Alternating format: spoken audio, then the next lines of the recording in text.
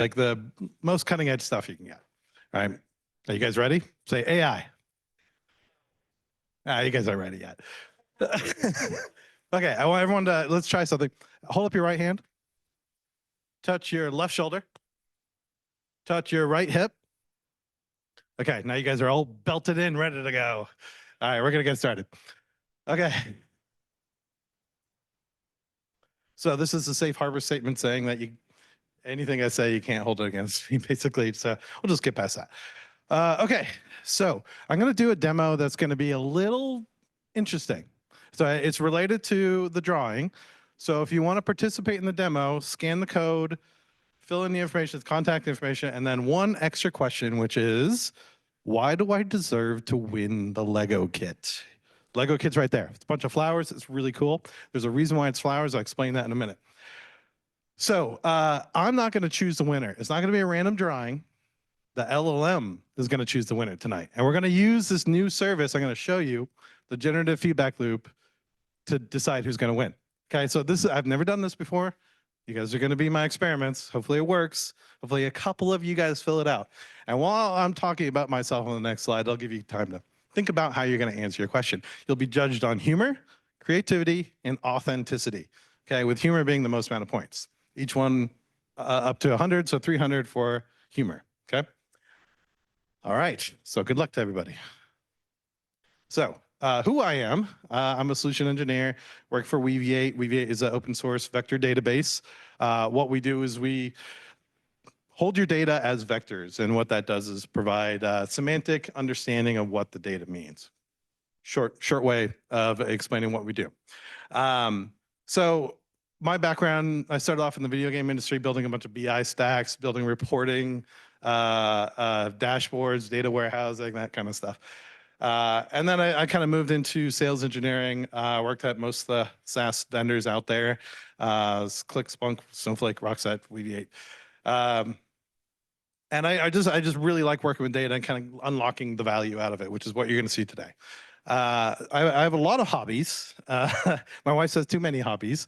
One of them is beekeeping, which is why you see me holding a frame of bees here. I spent a lot of time learning about bees, learning about how they work, how to manage them. I tried to run a small business with them. I spent way too much time learning about bees. But it's a fun little side thing to be an expert on. So I'm going to teach you guys a little bit about bees. So if you don't know this, bees do this really cool thing called a waggle dance, right? They go out, they fly, they find food, nectar sources, and then they come back to the hive and they do this dance. And the dance shows other bees the direction and the distance to the food that they just found. And that's so they recruit other bees to go help them. Ants are the only other creatures that do this. So bees, they do this waggle dance, show the direction and the distance, and it kind of looks like this. If you were to literally translate it, this is how it works. It's very cool.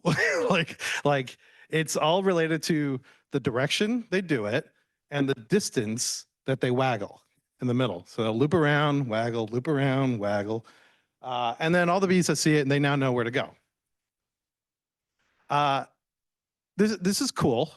This is very, very cool, but it could be better. Imagine if they just go into the hive and they just say, hey, I know where the honey is, right? So one way is structured data, right? They're communicating two bits of information, very detailed pieces of information, very useful. But imagine if they just went up and they said, there's a large blackberry bush in bloom this far away. I need 100 bees to come help me. Go, right? So that's a lot more information really quickly. This is where semantics come in. Semantics is able to transfer information a lot quicker than just straight up information, right? Through understanding and understanding all the things around what you're talking about, not just what you're talking about. So in the traditional application development world, you typically use structured data, databases, MySQL, all those structured rows and columns. That's very common.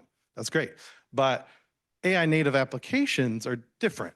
They like semantic data work with. That's why Retrieval-Augmented Generation, RAG applications, they use vector databases to drive them. That's what I do, right? So you want to get value out of your data turning it from structured data to semantic data. So how do you do that? Well, that's what I'm going to show you guys today. This brand new feature we're calling Generative Feedback Loops right now. We'll probably rename it, but as of right now, this is what it's called. So it's kind of like the next evolution of what RAG is. And you're able to enrich your data, add to it, and basically just send it through an LLM and augment what you got. And this becomes very powerful. Essentially what we're doing is we're taking an LLM, we're just sticking it right on the database. So the database has direct communication with the LLM, and you can write prompts that'll go through your data and add to it, change it, update it. And then what that does is it updates the vector under the covers. That'll give you higher precision of what you're looking for, which means that the RAG application will find the information it needs to stuff the prompts much, much better. So what's cool about this is that it's going to be multimodal as well. I don't have a demo of that tonight, but this is where we're headed. So what you can do with that, sorry, I'll tell you what you can do with that in a minute. But under the covers, again, like what I said, we're slapping on an LLM onto the database. So when you run a generative feedback loop, it's using the power of the LLM, what it knows, to augment your data. So we're going to essentially just like spin it up on the fly when you need it, and then spin it back down if nobody else is using it. So it's very clever on the architecture side, but what you can do with it, this is why it's a big deal. Again, I already said this several times, but turn your structured data into semantic data. You'll see that in a minute, what that actually means. But you can take images and video. You can start tagging them, right? So imagine if you do a hybrid search, which is a keyword and a vector search, semantic and keyword, which is what we do with Weaviate a lot. Imagine if you did that on these keywords, right? You're going to be able to find whatever video, whatever image you're looking for, because it's able to drive off of the keywords itself, but also the underlying meaning, the semantics of that data, right? So all we have to do is write a prompt that says, tag what's in this image, right? We could do it translations. We don't have to have multilingual data anymore. We can create that on the fly by simply just writing a prompt. Say, translate this text into French. Done, right? So this is how you use it. Again, this has been released. You can't try it yet, but you will soon. And it's very simple. This is Python code. What we're doing is we're writing that prompt there of telling the LLM what to do, just like any other prompt you write. And we're providing it the fields down there on the view properties there that are going to be included in the prompt. So this is what it's going to send to the LLM, say, do this, create a description. Here's the data you need to do it. And then it'll automatically loop through in the back end, run that, store a new field of information, which is going to be called description down at the bottom. And it's going to be a text. You don't have to do a text. You could do a number. You could do JSON. You could do a whole bunch of different data types you want on the output. And it will force the LLM to output in that data type. But in this case, we're doing a description, so we want text. We're going to give it that fields and then go. And it's going to just run in the background. As new data comes in, it will run on that new data. As the data gets updated, it'll run on that updated data. So it has awareness of what it's been done. So that's generative feedback loop. It's going to be very, very powerful to kind of change your data, especially from the structured typical data you see to semantic data. You know, PDFs are great, but what if you don't have PDFs? What if you have an Excel spreadsheet or a CSV or a database full of information? This will help. The next kind of evolution of the generative feedback loop, or GFLs, as we call it, is the agentic version of it. And what that will do is enable you to ask more complicated questions that are potentially multi-step. So first, go get this information. From that information, answer this. Or even more complex than that. You can have, I think, up to, you define how many steps it will do, up to, and I'll show you that in a second, but it's very configurable to create these, these agents. We believe this is the future. The RAGs are great, but agents is the big thing that everyone's talking about right now. So the agent will essentially do the same thing that the GFL I was just talking about is doing. So it just uses an LLM under the covers. Since it's now attached to the database, we can do these, no problem. So this is going to come along with the generative feedback loop service. So how do you use that one? This is what I was just talking about. You can kind of set a call budget, the maximum number of calls you want the agent to do, provide some functions you want the agent to use, which model you want the agent to be, et cetera, et cetera. And then you just send that off to Weaviate, and then Weaviate handles the rest. So this will be very, very cool. So how are we doing on time? We're doing good? Got lots of time? Good. Okay, so let's see it. Seeing is believing, right? Jump over here. Okay, so imagine if you had data like this. This is trade data, right? Tickers, you got dates, numbers. If you put this into Weaviate, it's not going to know what this means. It's going to be completely useless to you. So how do we get value out of this type of data? Let's put it through the generative feedback loop. So in this example, what we're going to do is we're going to take that CSV, connect it to Weaviate. We're going to create a collection. This is what the collection looks like. We're going to have all those fields that are part of that trade. We're going to concatenate them all in one field. You don't actually have to do this. You can just provide all the fields when you do the GFL, but for some reason I did it on this one. No big deal. So this is me concatenating all the fields together, and then we're going to get the trades. We're going to add them in using our batching code. This is not really that important to the demo. Just going through that. That's all batched in. And then if we run a simple query like this, which we're looking for the keyword in this case, we know it's going to be in there. But what I want to do is just validate, hey, it's in there and there's a vector, right? So I run it, and yes, there is a vector. That's what these numbers are right here. If you've never seen a vector, that's what a vector looks like. It's just a bunch of numbers, right? So vectors in there. Looks like we got the data in there. Great. So this is the generative feedback loop. So what I'm doing is I'm saying, hey, take this information. I give it the field name, the value, field name value, into a big long string. I say, take this information, write me a summary of the trade, replace the ticker with the actual name of the company, use all the fields I give it, but write out the actual trade, what happened. Maybe even highlight, hey, there's something that occurred that day that might have affected the price, right? Because the LLM knows these things. It knows events that happened, right? So we can take advantage of that. So we can highlight things. Maybe there's a high risk associated with it. We want to highlight that, right? So we run this with these instructions. We're creating a new field called trade summary. We're giving it that concatenated field. And then we're giving it this instruction. So it runs through. You can kind of check the status of it when it's done, when it says completed. Then you can, excuse me, you can run very vague searches. Excuse me. Hopefully this works. Let's see. So for example, if I typed in graphics, right? There is no keyword for graphics in that data set, right? It was just a bunch of ticker symbols. So fingers crossed it's connected.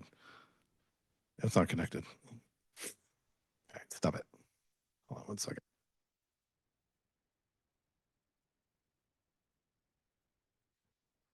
Hello? There we go. All right, we're connected. If I go down here, back down to the bottom. There we go. Run a simple search. Hopefully this works. That's the one. Well, okay. You'll just have to trust me. This works. What's it? Does something OpenAI? Oh yeah, I actually saw a message about OpenAI's API is actually down right now, I think. So that's okay. That's okay. We're not going to use it for the rest of the demo, so not a big deal. But luckily, I have the output already saved on here. So, oh, I don't have the output. Okay, no big deal. I'll just tell you. You just have to trust me. If you type in graphics, what it's going to show you is NVIDIA trades. It's going to show you Adobe trades. It's going to show you trades that are related to the word graphics. You saw when I first started, it had the word chips in there. Same thing. Showed I think it was like AMD trades and stuff like that. So what I did by running this GFL is I enabled semantic search on non-semantic data, right? Very, very, very powerful. Now we can get value out of all these rows and fields and stuff. So, okay, that's the main demo. What we're gonna do now is the really cool part. We are going to see who wins the Lego. Now, again, the reason why it's flowers is because of the bees, right? So it's all related. So we're gonna go into this notebook here. Let's see here. Okay, again, we're gonna reconnect. Yep, connected. All right, I'm gonna delete the collection, delete the test collection. We're gonna recreate this one here with all the properties we need. Okay, so now is the part I need to, hopefully you guys filled out that form. If I don't have any data, it's not gonna be a cool demo. Whoa, sweet. All right, this is perfect. Okay, so what I'm gonna do, download CSV. Yep, there it is. Go in here, go in here. Bear with me, guys. Oh, shoot.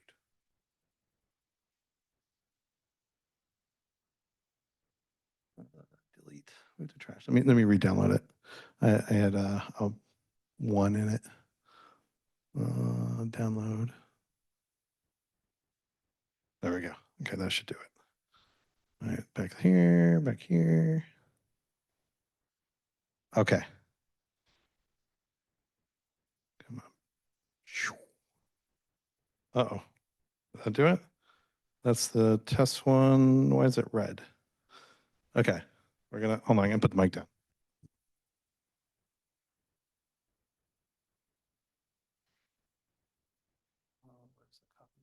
All right, guys.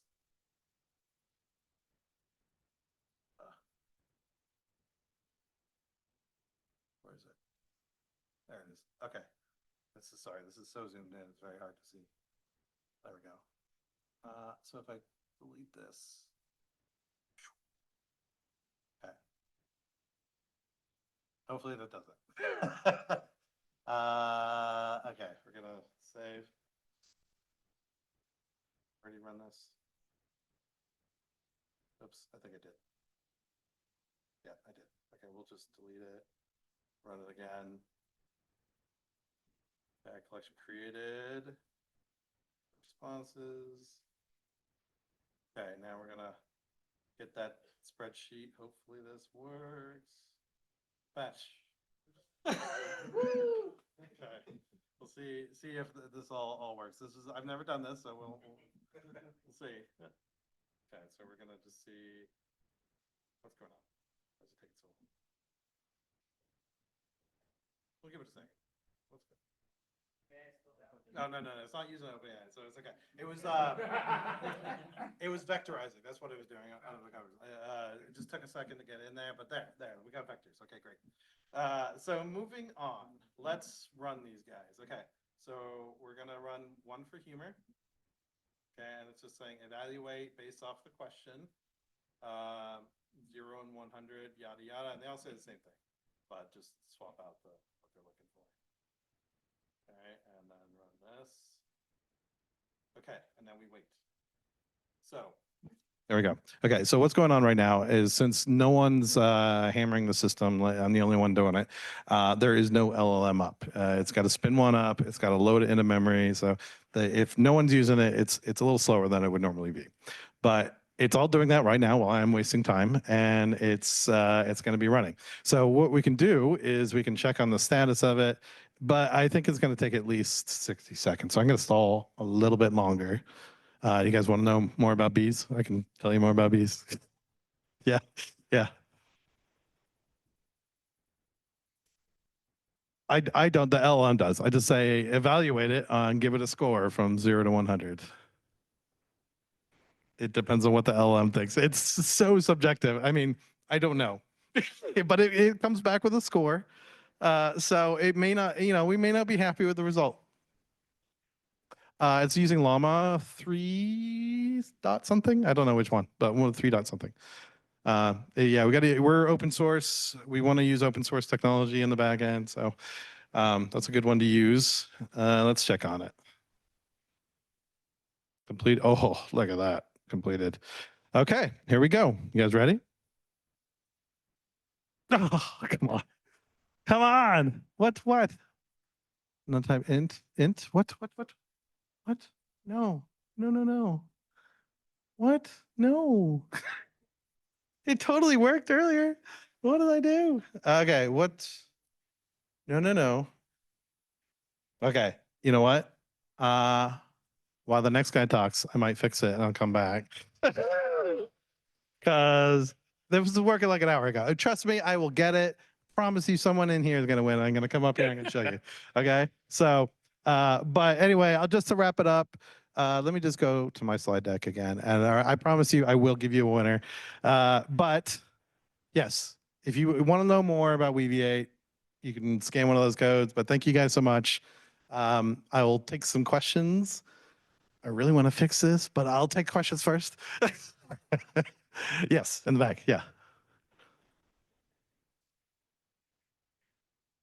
Sorry, go ahead. Did you sanitize your inputs for the code, not the large language model? Because a tone indicator could be throwing an error if it is being read as an escape character. The error that I'm getting at the end there is from Weaviate, not the LLM. So unless it just hasn't finished them all, and that's why, no, it's still doing it. It's coming from Weaviate, so I did something wrong. It doesn't like the int, and which is weird because it was fine earlier. Oh, you know what it is? I think it's still running. I think one of them might be still running and it's seeing a null and it doesn't like that. I think that's what's going on. But we'll come back to it. We'll come back. Yes, next question. Next question. Okay, hang on 1 second. Hold on 1 second. Let me get to you. Yeah. Sorry. Yeah, back there. Yeah, just curious, when you plug in LLM to do, let's say, sticker analysis, how good are latest LLMs with math analysis, right? Because you have a lot of math there, right? Comparative analysis, differential equations, because anything beyond just some kind of like obvious conclusions, right? I'm wondering what LLM can do for you when you do this spreadsheet type of analysis of numerical data. Do you see any non-obvious things there from LLMs? It's a good question. The truth is we don't know yet. I mean, LLM can do a very, very advanced mathematics. They excel at semantics. They do not excel at mathematics. They can do it, but they're better at understanding written words than numbers, mostly. This one's pretty straightforward because I'm just doing an integer value, so it should be pretty straightforward, but yeah, I think if you stick to text, though, I mean, that's where you're going to get most out of it. All right, we have one more question here. Hi. Yeah. If I understand your product correctly, you're actually taking a structured data and then running a semantic search against using reasoning analysis of LLM behind the scene. Is that correct? Or Yeah, what it's doing is it's basically looping through each record. And then sending a prompt to the LLM along with the data of that record. And then the prompt tells the LLM what to do with that data, and then it spits out. I can do that right now directly with any OpenAI or any ChatGPT or Gemini directly on the interface, right? What's the value out of the value is that it's just attached to the database. So you're not sending it outside of the database across the network to another service. It's just there. So that means when you're summarizing, let's say your question you ask about graphics, right? Like graphics cards. Yeah. So it might go and fetch like AMD, Apple, or any of those areas directly, right? Correct. Yeah. At that time, it is actually going into the general knowledge of LLM, right? It's not tied to a database. No, what it's doing is that's where Weaviate takes over. That's a vector search. So what it's doing is it takes the vector of the word graphics, it looks at it compared to the vectors of all those trades, and then it's giving me the top best matching vectors that are close by. So you basically encoded this vector, and there is already an existing database as you have another encoder. You're matching the similarity of that number with that. Exactly. Yeah. So that Weaviate, that encoded database is what's your, like you build that? Yeah, that's what Weaviate is. Yeah, that's the vector database. Thank you. Yeah, no problem. Good question. I'm gonna run this again, see if this works. No, it's still airing. I wonder, did I miss one of these? They all ran. Very weird. Okay, I'll come back to it. This kind of thing bothers me so much because I must have run it 100 times today. But anyway, that's okay. Thank you so much. We have one more question. One more question. Yeah. Go ahead. you mentioned that it takes better wording versus numbers. Have you tried with experimenting with, first of all, question, why is that so? And another question would be if you would convert numbers into description in words and then feed that in, how that would be. Say that one more time. Sorry. We have something in numbers, Uh-huh. convert it into English, let's say. Yeah, yeah, And then you could absolutely do that. would that work It's still, vectors still do understand numbers, right? It's not a correct statement to say they don't understand numbers at all, but they understand numbers in context to words as well. So like 3 Santa Clauses, right? You know, there's 3 of those, right? If it was just like the number 3, it doesn't mean anything, right? That's what I meant. So it's still, you need both numbers and words with the numbers to give the vector database an understanding of what you're talking about. Do you know why that's going on? What is internally happening and why is that so? That's a very long answer to, but basically the same way any GPT works is that it converts every token. Like when you ask ChatGPT anything, it'll convert every word into a vector under the covers, and then it does a bunch of magic with all those vectors to understand what you're asking it. Okay. We basically store those vectors in our database, and that's what we kind of traverse, is this multi-dimensional vector space, right? So hopefully does that answer your question? Yeah, cool. Sorry?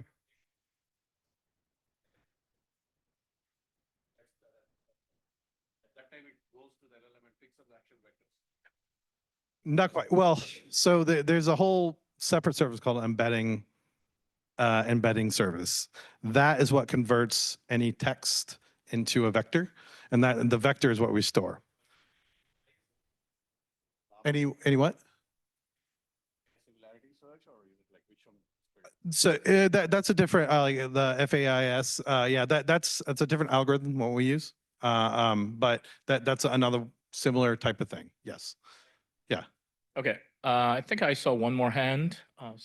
We got time for a couple more questions. So hang on. Hey, so I'm wondering, how do you store, so the vector looks like an array of floats or something. So how do you store Correct. it? How is it indexed? And how do you like query it? Yeah. Good questions. So the Weaviate, there's a lot of vector databases out there. There's a ton of them. Everybody is a vector database because everybody can handle arrays, right? It's just inherent to most databases. So what's different about us is that we were built from the ground up, from scratch, for this purpose, for AI. So we built using an index called HNSW index. A lot of the other ones out there use something called Lucene. But the HNSW index is specifically chosen because it can be updated very, very quickly. It handles updates, deletes, etc. So that's how we index is your data will land. We'll send it to a vectorizer automatically or embedding inference endpoint. We'll get that vector back and store that. That's what goes in the index. We also have an inverted index, just like most databases have. So we do a mix of both keyword and vector searches across those indexes. And that's where the hybrid search comes in. Yep. All right. And I think, John, you're going to be sticking around after. So if you guys have like a more in-depth question, Yeah. I'm sure I'm gonna fix this demo, and I will be back, guys. I promise. Oh yeah, and then we're gonna definitely bring you back for the raffle as well. Yeah. And thank you, John, for having courage to run the live demo. The live demo is always one step above. So thank you. All right, we're gonna bring the GitHub, John. And so we're gonna cover the little bit of whatchamacallit, the house rules and so on. And other John, I think I need you to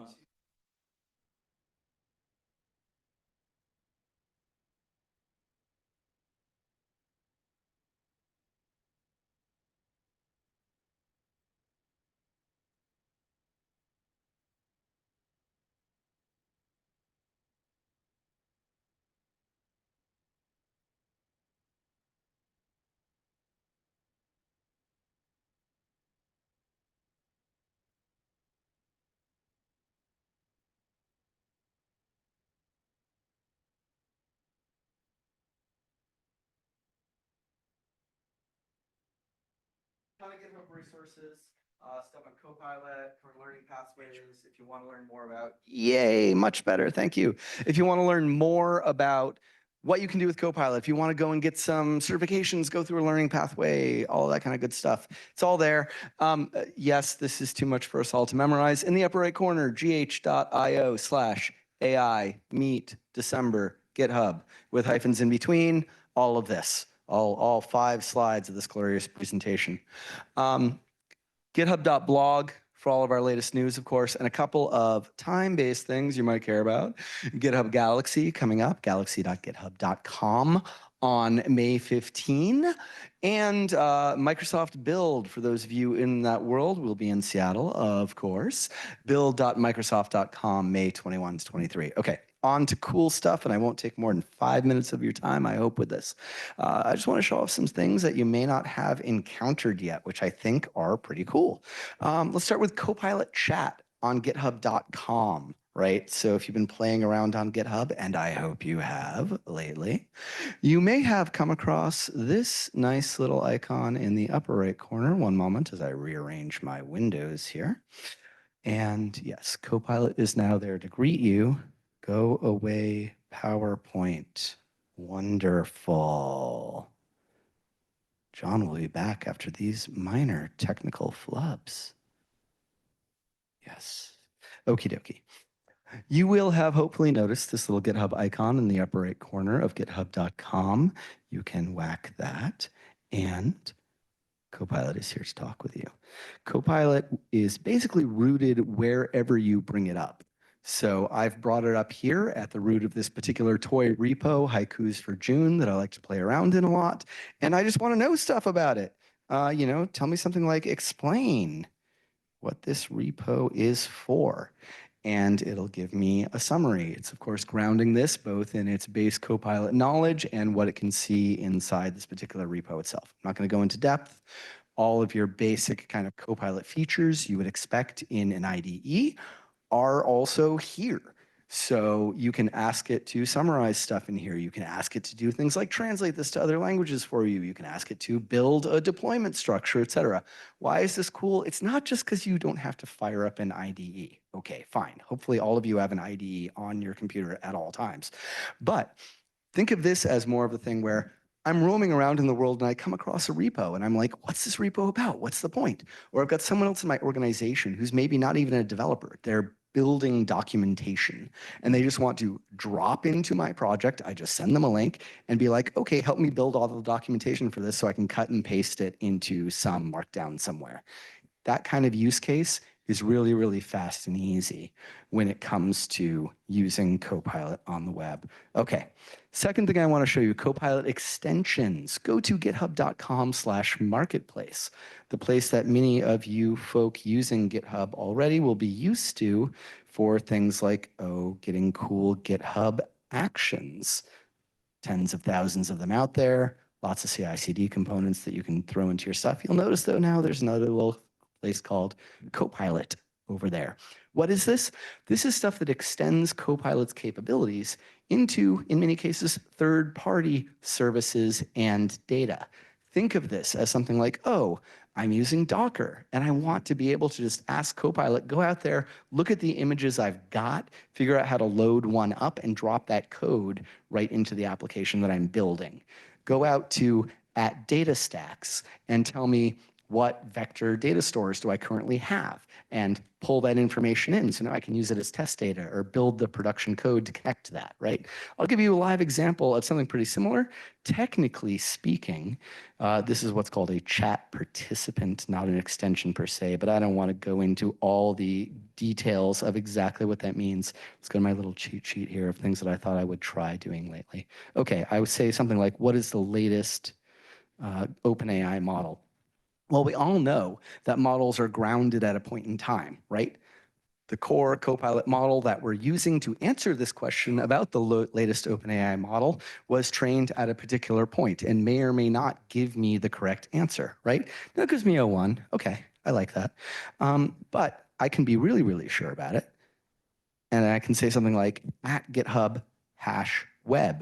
What is the latest OpenAI model? So what I'm doing here technically, sorry about it being at the bottom of the screen there, Let's move that up. Okay. And what I'm saying is I'm saying bring in the chat participant at GitHub. At GitHub is a multi-purpose chat participant that'll let me do a whole bunch of things. It'll answer questions certainly about GitHub and what you can do with GitHub and all of that. But it also contains this one particular capacity called hash web, which goes out and it does a web search for the information that I'm looking for. So I can pull that directly in, get a current grounded in time answer, also correct. In some cases, you'll see differences depending on what base model you're working with. Or I could say something like, all right, connect to my Azure instance. Tell me what resources I have out there. Again, it's connecting to the Azure chat participant. It's going out, it's telling me it can't assist with it because I'm running in the wrong version. Sorry, preview versions of stuff, they screw everything up. And we'll see that it's actually going, it's connecting to my Azure account that I've previously authorized it to do. And then it's going and it's pulling live information about the particular resources that I have available. And I can then go and work with that and say, how do I connect to this? How do I drop it into my code, et cetera, et cetera. So that's extensions for you. Last thing I want to tell you, and I think this is the coolest thing, sliced bread. Let's see if it's been doing it. Let's do something like, say, translate this code to Python. So I've got a bunch of JavaScript code selected on the right, and it's going to give me some output here, which is giving me the Flask equivalent of this Express.js. But let's notice something here. RMAT, here be the translation of your JavaScript code. That's not exactly a normal response. Why? Okay, because I told it so. Specially named file here in .github called copilot-instructions.md. What's my first line I've thrown in there? Talk like a pirate. Okay, so you're probably not going to use this in your production use cases. But this is really cool because what it does is it now lets you shape the Copilot experience on a repo by repo basis. You're going to throw in things like, hey, for this particular repo we're working on, I want you to prefer this node version, these dependencies, et cetera. I want you to use this style of linting, this style of commenting, et cetera. By the way, across my team, whenever you respond to someone with a question about, security, first explain to them what the links are to find out more about all those security problems you've detected, and then give a detailed response about how to fix each one. So you can shape the conversation you're having with Copilot, not just on an individual session level, but on a team and repo level. And this is really, really powerful. From a technical point of view, fundamentally, all it's doing is it's taking the text that is in that file and it's injecting it into the session at the very beginning, a sort of pre-prompt, if you will, right? But since it's a file, it has history, it's versioned, you can create rules around it, you can create actions which modify it, you can have different branches with different variations for different purposes, all of the wonderful things that code as config gives you. So that I do believe is in preview right now. Let's check my crib notes and see if I'm right. Yes. So look for an announcement soon of that moving to GA, hopefully, and then I'll have a chance to go through that. I am done. Should I hand it over to the next speaker? All right. Let's hold on. Let's do it after with all the wrap-ups, okay? Thank you, John. And now, notice that the room is a little bit warm, so if you guys wanted to hydrate, there's also a water fountain in the back, so just make sure to take care of yourself. And our third speaker, surprisingly, is not named John. He's Adam, and he's going to be talking about the Glean. Sorry, I couldn't continue the continuity for the room. Let me make sure I've got everything set up here. Cool. Let's see, can you guys see that? Yes, we can. Great. So as Josh mentioned, I'm from Glean. My name is Adam Shear. I run the Pacific Northwest for Glean. As part of that introduction, I'm going to introduce the non-tech company first. Raise your hand if you enjoy cider. Everyone who just raised your hand should go to Ballard and go to Channel Marker Cider. That is my cidery. I have been our CFO since 2016. We invented it in the pits of Tableau when we were really bored and thought we could escape tech. But alas, I'm still here. But I have had a nice tech career in the city of Seattle. So I've been working in tech for the last 12 years, been an engineer, I've been a chief of staff, I've been a dev advocate, I've been a solutions engineer, and I've been in sales. So I could really say I've done it all. And I've done it at all of these fabulous places: Amazon, Tableau, Snowflake, Pinecone. Sorry, John from Weaviate. And now I'm at Glean. And the reason I came to Glean is I found it really interesting that one piece of technology could combine a lot of the facets of what all of these things do for a not only productivity standpoint, but combining these technologies into a single point to make people really productive, which is what I'm really going to talk about with you today. So how do we go from enterprise search to the agentic future? What does that actually mean? Because it's been a made-up word. And I'll actually demo to you what it actually looks like and what it means to actually see something agentic. So search isn't new. They've been doing search literally since the 1960s. There's white papers and NIPS papers that you can go read. They were literally written by guys in the 50s trying to use the first computers. And we've literally been trying to build on that to this date, and no one's truly figured it out. We've gotten close, but really we kind of stopped in 2000. And if you think about the year 2000, we weren't really thinking in the billions of rows of data yet.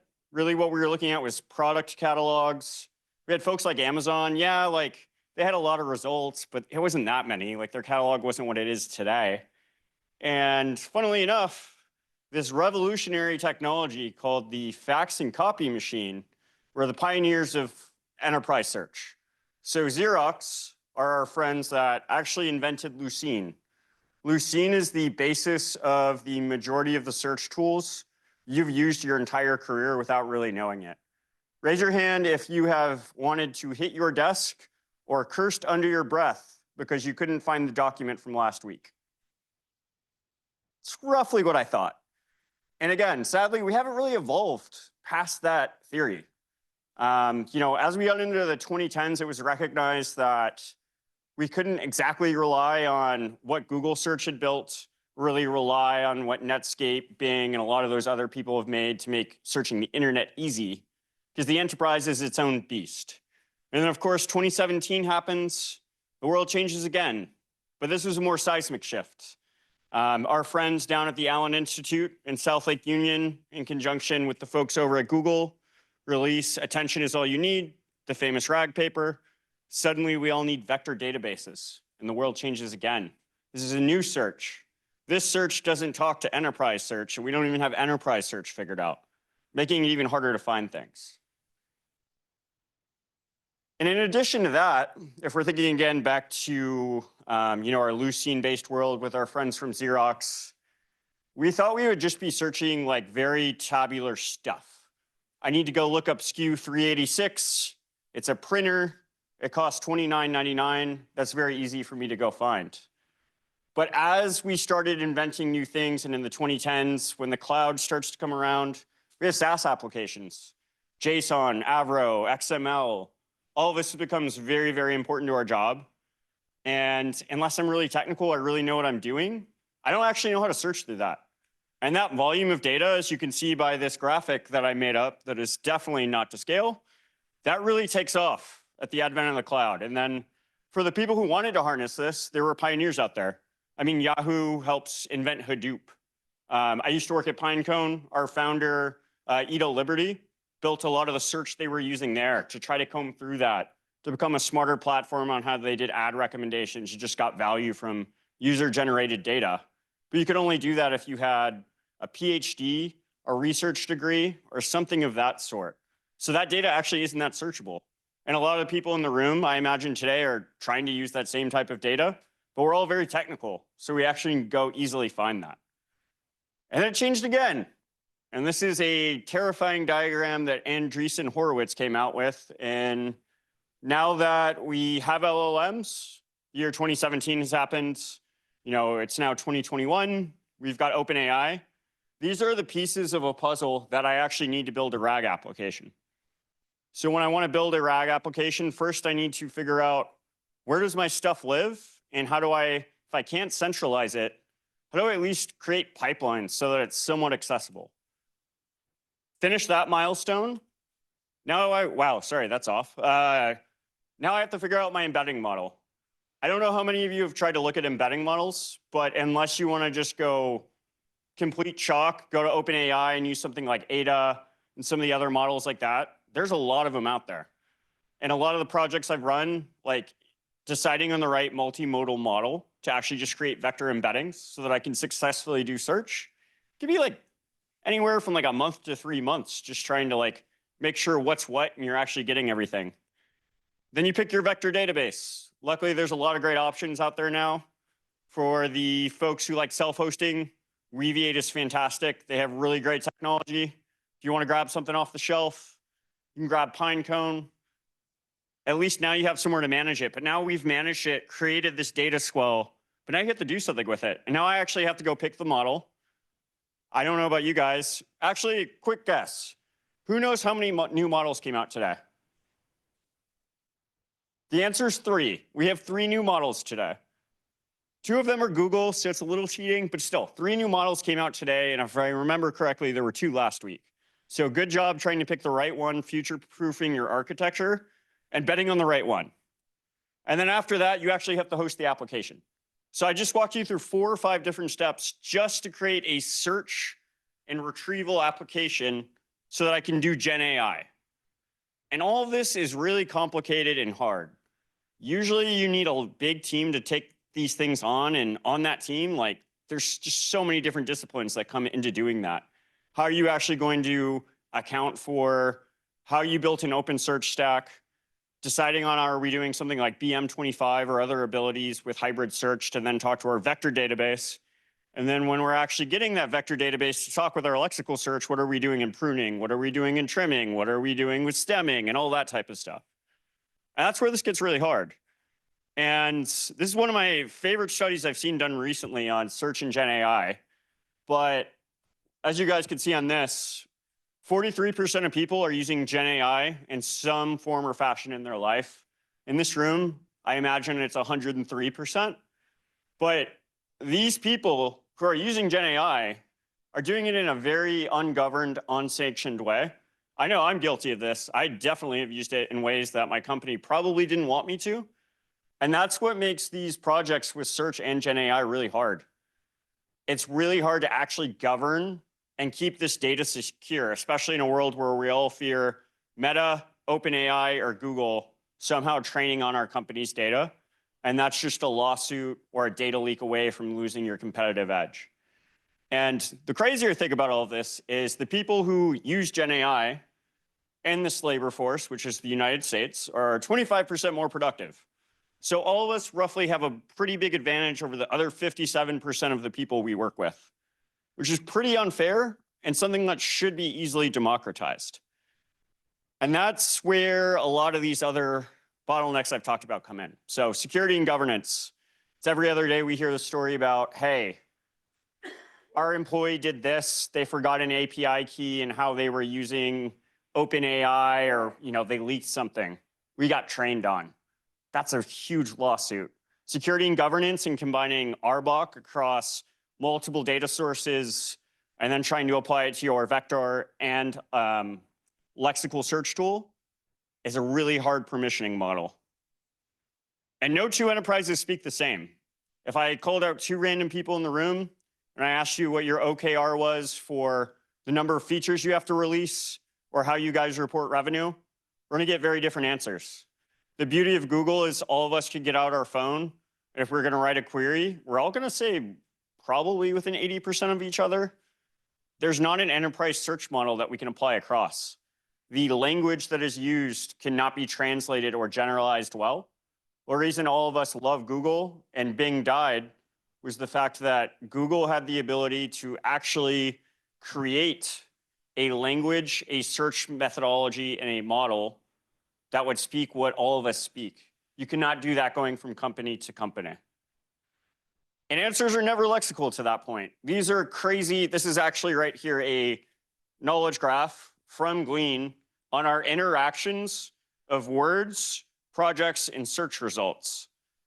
This cannot be scaled or brought across. This is something that each company has to create on its own to actually understand the interactions that are going on and the way that you actually want to have the ability to personalize an answer and make sure it's right is based on that huge Venn diagram of what the right answer probably is within your own company.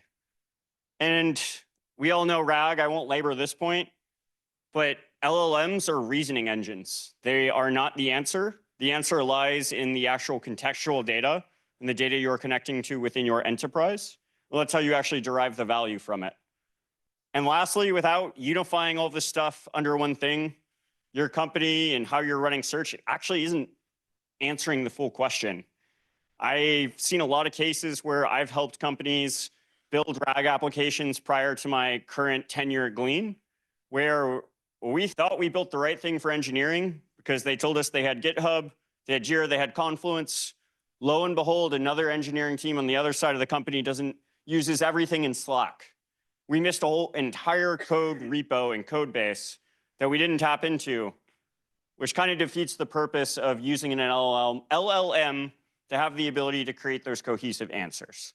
So I know I outlined a lot of problems there, along with the history of how this stuff has gone. And I don't bring this slide up to, talk about our founders. I forgot to delete, our investors. I forgot to delete that. The important part is these three gentlemen. So Tony and Arvind are two of the guys who invented the Google search experience that you've been using every day since probably 2000. What they wanted to create in a new product is how do we bring Google-like search to your work day and how you actually function as an organization? How do we create a specialized, personalized search on top of your corpus of company's data so that with NLP and using the nomenclature that you use on a daily basis to speak with peers, you can find the stuff you need? A lot of you raised your hand earlier on, oh my God, I couldn't find that document last week. This sucks. That's the exact problem that we aim to solve. And in addition to that, now that LLMs have really come into the fold and GenAI is becoming a bigger thing, you guys heard me mention earlier, 2017, the paper Attention is All You Need comes out. We started building Glean roughly in 2016. And what makes our search very, very unique to solve a lot of the enterprise search problems that we just discussed is the fact that in 2017, we were already using language models, deep learning, along with a lot of ML infusion into that search for the basis of our search. So when ChatGPT came out, it's actually kind of a lucky bonus for us. When you create a search foundation like that, the retrieval problem becomes a hell of a lot easier when you already have that type of stuff already in it. So when we're thinking about hybrid search, we're thinking about how do we actually go create that retrieval engine. That's why we were able to layer on that type of RAG and LLM architecture on top of such a strong search foundation, and what really leads us to what we're trying to do in the agentic world and automating a lot of work. So quickly on the architecture, before I actually show you how this thing works, at the core of it, you pick your cloud, we're single tenant. One of the biggest problems that I hear from CISOs and security individuals is the fact that multi-tenant does not work in GenAI. We never want our data co-located with others. Too hard of a risk. What we do is single tenant. We can host it for you. You can host it in your VPC, totally up to you. Out of the box, you heard me talk about a lot of those embedding models and connecting to all of these different data sources. We have about 150 connectors that come out of the box. The APIs, you plug and play it. Your embedding is happening for you. You're not picking that model. We're indexing it for you on the fly. And most importantly, going into our governance engine, whatever permissions you have in data source A are inherited into Glean. And if in data source A, I have permission, but data source B, I don't, Glean inherits both of that. So I still cannot see B, which is one of the biggest challenges that we hear in GenAI today. Our enterprise knowledge graph, which is the crazy, crazy graph you saw me point out on the screen, that's really one of the most core pieces of our technology. So when you heard me talk about answers not being personalized, or you getting kind of like the wrong hit, so to speak, when you tried to find that document, what we're doing with that knowledge graph is understanding all of those enterprise linkages so that Kylan and myself, if we work on the same dev team, we're working on the same docs, we're going to get the same type of answers. Andrew, who's over in sales, he's never going to see the stuff that I see. He has no linkage to me. And that's the type of personalization we bring to companies that you would get on Google search. And then lastly, on the AI-powered stuff, we're doing hybrid search for you. So not only is Glean indexing your data in a traditional search index type of way, but we're also embedding it in a vector database behind the scenes, which we created as our own, started building that IP back in 2017. So not only are we managing the search index, we're managing the vector index, and also fine-tuning and helping self-learn behind the scenes. We talked about earlier, the difficulty in using LLMs. We actually have an expert model that sits in the background. It's a lot like an adolescent. When you start using Glean on your company, it's not that smart. It's got to learn, it's got to take time, it's got to take experience. Over time, gets really smart, learns your organization. I'll quickly show you here what this thing looks like and actually call out all these parts of the architecture while I'm doing it. See, can you see that? Great. So when we're talking about that knowledge graph and personalization, go away, annotate. Well, normally you would see my face over where, oh, you guys can see it, I can't. So you can see I'm logged in as myself. That is the first point where, since I am logged in as myself, it knows that Adam Shear, the sales guy at Glean, typically looks at these types of things. This might shock you. Folks coming from Google designed Glean to look a lot like Google, which is why the page looks this way. So I'm pretty loud. You guys can hear me without a mic, right? All right, cool. So for the sake of this demo, what I'm going to pretend is I'm one of our new cloud engineers. I just joined our team that's responsible for launching a lot of our Kubernetes applications and making sure things don't crash. It's my new day. My first day, I don't know what to do. So I am a new cloud engineer. What should I learn on my first day? I am responsible for the containers that run our Glean assistant. So that looks a lot like a Google search. I'm going to hit enter. And you're going to see a few things happening here. So on the right, you can see it found 750 results across all these different types of sources. So not only is it doing a multifaceted search, I can actually narrow down to say, oh, okay, typically Google Drive is the source of truth for me. So as I go through this, oh, come on. As I go through this, as you guys can see, it gives me pretty good results. It actually brings up a document I wrote. So that's kind of the personalization aspect going on right here. So it's going to do its best to go find, based on our knowledge graph, based on the intent that I typed in. So when I say intent, I mean using the semantic stuff from the vector database, the lexical stuff from our search database, what looks best for me. And this is where the Google search-like experience crosses over into ChatGPT-like enterprise stuff. So it's actually summarized for me, hey, these are the things you should probably understand, along with actually citing them for me. So this is summarization happening for me without even asking. But let's actually go through now and ask a follow-up question. Now I can actually engage with what we call Glean Assistant and start to really interact with it. So great. Tells me these are some things I should consider. These are the tools that we use. And maybe I want to understand the best practices. Again, I'm asking a follow-up question. It is using that knowledge graph and personalization, as well as my intent, to narrow down the 770 results we had before into what looks like 6 right here. So great. This is everyone has seen this type of ChatGPT thing. But what gets really interesting is it actually helping me do my job. So I was asked to do a pull request. I have to actually go ahead and publish my first cluster. Let's see if they thought I did a good job. So of course, because it's a live demo, I forgot to save. Come on. Let's see.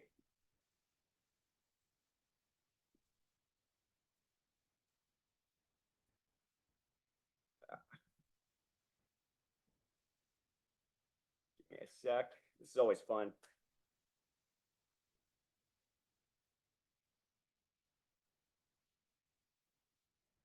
Of course, it will not come up right now, but and showing you a different way, actually.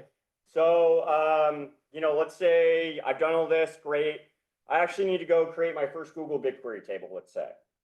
We use Google BigQuery based on our standard stock. How should I write my SQL to create a table? And very similar to what you might see in some of the copilots, not only will it describe to me based on our standard stock how to do it, it'll actually write some of the code for me based on the standard stocks and actually based on some of our GitHub stuff.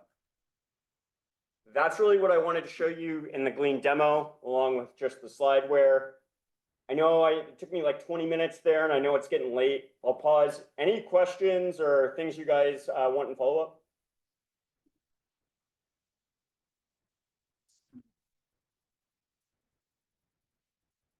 All right, let's get around the first question.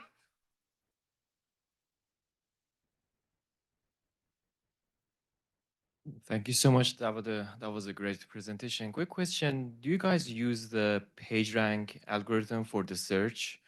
Because the way that you showed me, it was like the combination of the Google and ChatGPT, right? So we use our own homebrew version. So we have a very unique advantage of we have the guys that made PageRank. We've created our own way of doing it, but based on that knowledge graph and some of the other personalization we do behind the scenes. So there's like boosting and other sorts of things in how we're actually indexing the data and how you'll be the #1 result versus number 10. Righty. My eyes were tricking on me. Oh, go ahead. What sort of prep work does the company need to do to get to this stage of like the knowledge graph and things like that? I guess when you're asking that, do you mean in terms of company maturity of building your own knowledge graph or with Glean? Yeah, does there have to be like a pretty well built out wiki or that kind of? No, so the biggest thing with our knowledge graph is actually understanding interactions. So if you and I click on the same doc all the time, and based on the context of a document and how we're doing the chunking, our knowledge graph is able to decide, oh, sorry, what's your name? Adam and Sagiv typically look at this document together. From the chunks, these are common words they typically click on or stay on. Here are 10 other documents that they probably also want to see.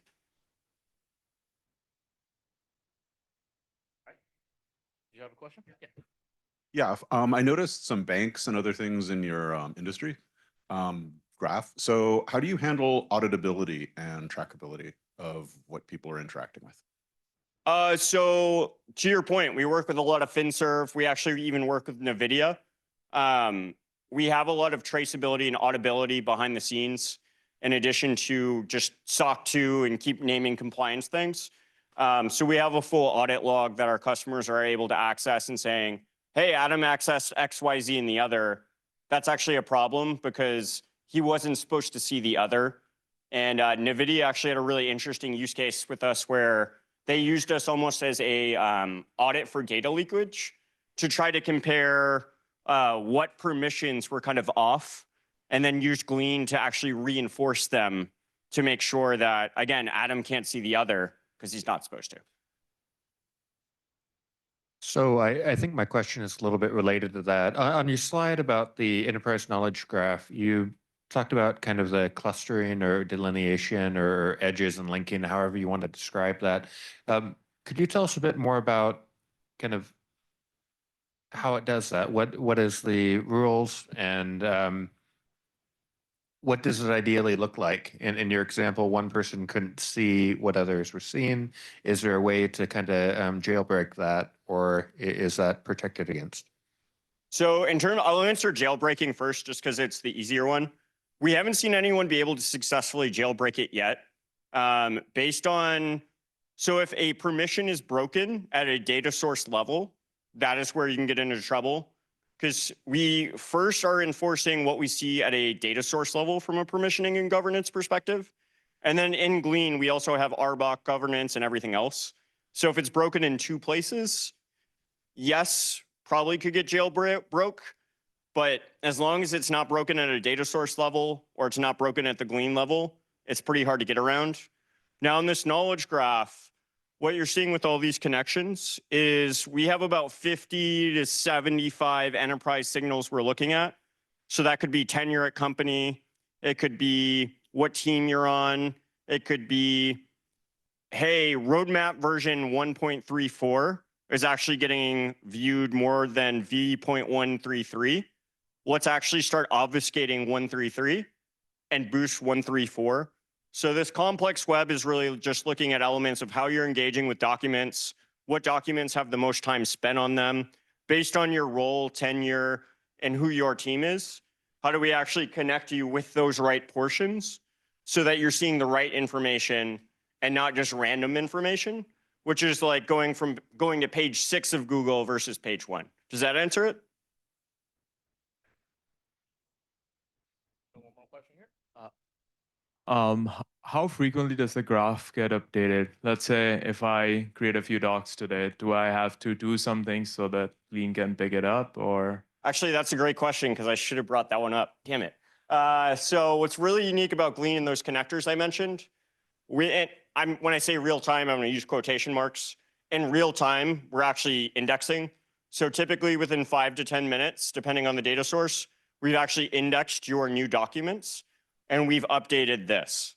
And in addition to that, as more questions are getting asked over time, that SBERT model I was talking about behind the scenes that we're fine tuning, that is learning in unison with the knowledge graph.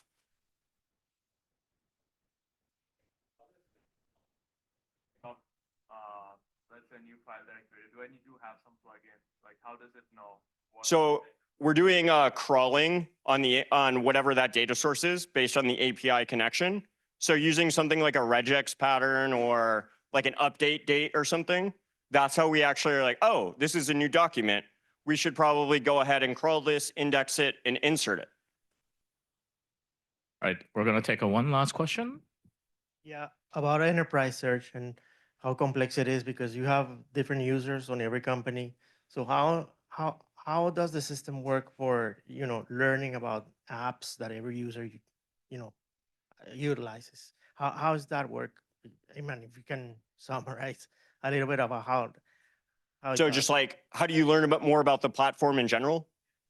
So on our website, we have a lot of like what I'll call Glean 101 type of stuff, getting to kind of like play with the interface. And I don't know if we've published it yet, but I know we've been trying to publish labs where essentially it's kind of like a dummy environment where you can kind of, get the learn and feel of it. And then honestly, like when you actually are a user of it, as stupid and meta as this sounds, you just kind of ask Glean, like, how do I do this? And it'll just tell you. I know that's a very basic answer, but once you start using it, that's the fastest way. All right. Thanks, Adam. And the great presentation and also the live demo. So love it.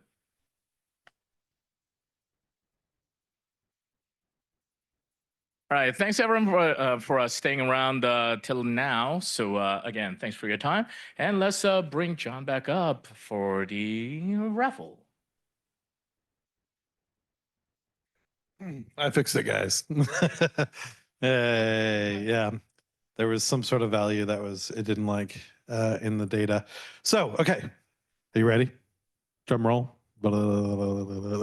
Okay, Tim Tan, are you in the audience? Tim Tan. Sorry? No? Yes? Yeah, come on up, Tim. Tim's response was, this Lego set is the missing piece of my life. Second place with 507 is Rob Shaper with my gravity-defying commitment to all things Lego. I'm pretty sure my bloodstream is roughly 40% tiny plastic bricks. Now awarding me this kit ensures I'll stop building elaborate models at my desk and stale pretzels. And oh my God, this is a long one. I'm not going to read the whole thing, but good job, guys. Here is your Lego kit. Thank you very much. The LLM approves. Thanks, everyone. Thank you.